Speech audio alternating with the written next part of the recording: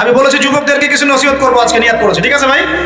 আচ্ছা, যুবকদের সম্পর্কে প্রথম হাদিস, রাসূল সাল্লাল্লাহু আলাইহি ওয়াসাল্লাম বলেছেন, কিয়ামতের মাঠে মানুষ যখন উঠবে, আমরা উঠবো কিনা? আচ্ছা, নাকি উঠবো না? যারা আগুনে পুড়ে গেছে তারা উঠবে কিনা? যারা পানিতে ডুবে গেছে, যাদের লাশও খুঁজে পাওয়া যায় নাই, উঠবে কিনা? উঠবে। আচ্ছা, যখন মানুষ উঠবে তখন তাকে 5টা প্রশ্ন করা হবে। কয়টা ভাই? এই 5টা প্রশ্নের আগে সে তার পা সামনেও ফেলতে পারবে না, পিছনেও ফেলতে পারবে না। আমরা কি একটু চিন্তা করতে পারছি কত ভয়ঙ্কর হবে বিষয়টা? এই সামান্য গরমে আমাদের অবস্থা খারাপ, সূর্য সেদিন সামনে নিচে, আর মানুষ উঠে দাঁড়িয়ে আছে, তাদেরকে 5টা প্রশ্ন করা হবে। যতক্ষণ পর্যন্ত প্রশ্নের উত্তর দিতে পারছে না, সামনেও যেতে পারবে না, পিছনেও আসতে পারবে না, পা নড়াতে পারবে না। 1, তোমার পুরো জীবনটা তুমি কোন কাজে ব্যয় করেছো? উত্তর কি রেডি আছে আমাদের কাছে? আমরা কি বলতে পারবো, হে আল্লাহ, আমরা আমাদের পুরো জীবন তোমার ইবাদত করে কাটিয়েছি? 2, তোমার যৌবন স্পেশালি তুমি কোন কাজে ব্যয় করেছো? তোমার যৌবন তুমি স্পেশালি কোন কাজে ব্যয় করেছো? যুবকরা কি উত্তর দেওয়ার জন্য প্রস্তুত আছে যে আমাদের যৌবন আমরা আল্লাহর পথে কাটিয়েছি? সবাই কি বলতে পারবো? 3 নাম্বার, তোমার রিজিকের উৎস কি ছিল? কোন পথে সম্পদ অর্জন করেছো? 4 নাম্বার, কোন পথে সম্পদ ব্যয় করেছো? কোন কোন খাতে সম্পদ ব্যয় করেছো? আমরা কি আমাদের আয় এবং ব্যয়ের হিসাব দেওয়ার জন্য প্রস্তুত? 5, তোমাকে আমি যে জ্ঞান দিয়েছিলাম সেই জ্ঞান অনুযায়ী আমল করেছো কিনা? আল্লাহ পাক আমাকে আপনাদের সবাইকে তৌফিক দান করুন, জানা অনুযায়ী আমল করার তৌফিক দান করুন। এই 5টা প্রশ্নের মধ্যে যৌবনকাল ইম্পর্টেন্ট কিনা ভাই? গুরুত্বপূর্ণ কিনা? মাথায় রাখি।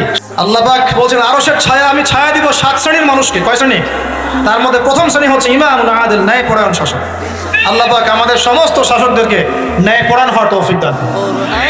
2 নাম্বার, সেই যুবককে আমি সেখানে আশ্রয় দিব যেই যুবক তার যৌবনকালটা আল্লাহর পথে কাটিয়ে দিয়েছে। এবার কি হাদিসটা আপনি পেয়েছেন? এর আগের হাদিস কি শুনলেন?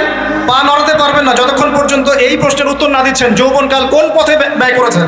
এখন যদি আল্লাহর পথে ব্যয় করেন তাহলে আরশের ছায়া ছায়া পাচ্ছেন, আলহামদুলিল্লাহ। বাকিগুলো কারা কারা একটু বলে দেই।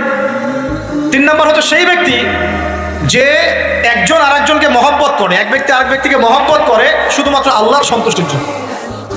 কথা কি বুঝতে পারছেন? এই মহব্বত আবার এই ছেলে মেয়ের ফ্রি মিক্সিং না। কথা বুঝতে পারেননি?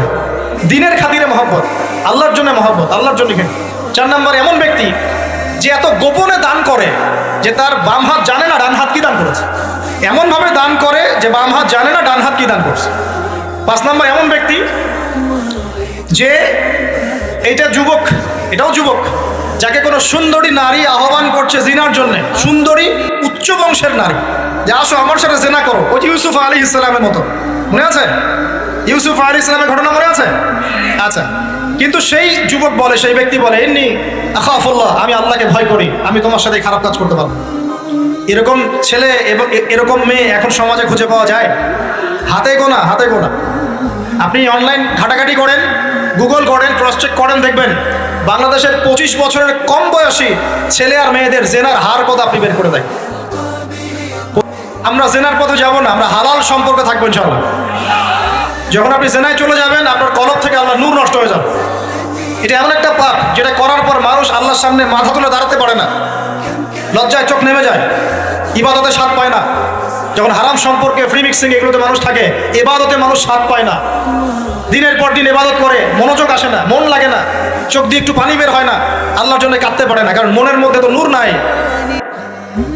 আর যখন একটা মেয়ে বেপরদায় থাকে, অনেক ইবাদত করলেও তার এই বেপরদায় থাকার কারণে সমাজের বহু মানুষের চোখের জেনা হয়ে যায়। এতে করে ওই সব মানুষের পাপের ফল এই মেয়েটাকে ভোগ করতে হয়, এবং মানুষের চোখের বদনজর লাগে, ওই মেয়ে অসুস্থ হয়ে পড়ে মানসিকভাবে, শারীরিকভাবে। আমি আমাদের যুবক ভাই এবং যুবক বোনদেরকে রিকোয়েস্ট করব, আল্লাহর ওয়াস্তে চরিত্রটাকে পবিত্র রাখার চেষ্টা করুন। আল্লাহ পাক তৌফিক দান করুন। এই যুবককে আল্লাহ পাক আরশের ছায়া ছায়া দিবেন যে একটা মেয়েকে পেয়েও আল্লাহর ভয় তাকে ভোগ করে নাই। আল্লাহ পাক এরকম যুবক ঘরে ঘরে তৈরি করুন।